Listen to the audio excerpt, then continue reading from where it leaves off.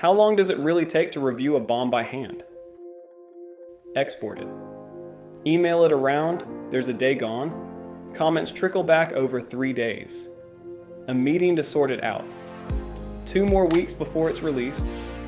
The review happened. 6 months later, nobody remembers why. BOM Review Agent. Here's the BOM. Just click View Full Report, and it's color-coded the moment auto review runs. Part numbers, properties, quantities, structure, and more checked automatically. Open the panel and it navigate you to the exact point and tell you exactly what's wrong. The quantity is empty, fix it directly, or leave a comment for whoever owns it.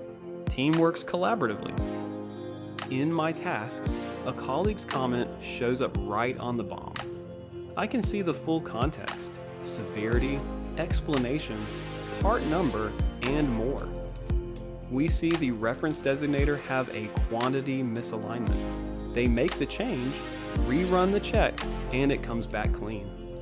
A manual review like that takes forever. BOM Review gives you a complete check of your BOM, every revision, automatically. Try it free, openbom.com.